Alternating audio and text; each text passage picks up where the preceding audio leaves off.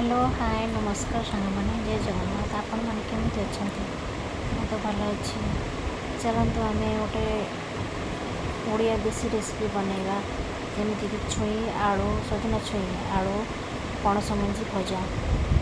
बहुत बहुत कम तेल एवं बहुत कम मसला ये रेसिपीटी प्रस्तुत हम दयाक भिडियोटी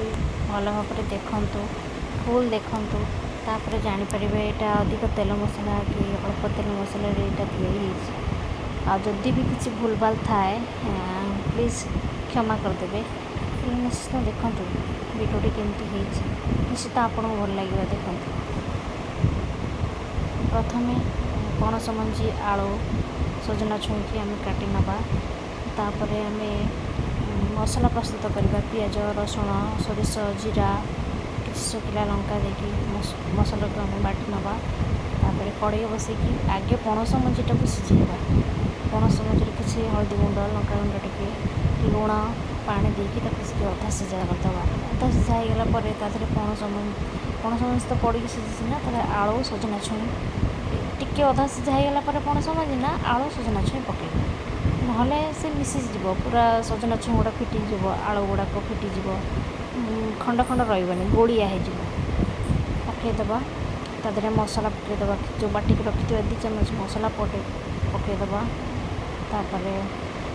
सिझापी किसी समय छाड़देवा सिझीगला आम गोटे अलग पात्र को काढ़ी नवा आमर संतुलाटा जो होमर पणस मंजी आलू सजना छुई अलग काढ़ी नवा काढ़ी कड़ईटा को धोईकी कि अलग कड़ई भी हो चलो तादे अल्प किसी तेल जदि आपको अधिका तेल पसंद ताले पारे आप खुशी हिसाब से आमर तो तेल मसला बेसी खाती अल्प तेल किसी जीरा लंका सोरिष फुटण थे भी फुटे पारे सहित कटा पियाज किसी पकईकी पियाजटा को पूरा रेड हवा पर्यंत फ्राए करवा फ्राए होगला बर्तमान कौन करना से छुई आलू पणस मंजी सिझेकी रखिए ना से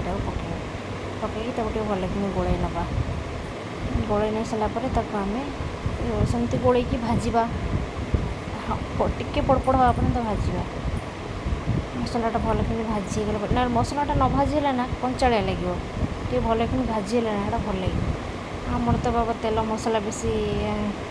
ना पिला पसंद ना या पसंद तो तेल मसला बेसी हुए अल्प तेल मसला ही आम खाओ देखो यहाँ आपको निश्चित भल लगे एमती भाजतु देखु आपको बहुत भल लगे तापर टे भल कि पड़पड़ी है पर्यंत भाजीदबा भाजीगला तापर काढ़ी टेस्ट करके देखु केमती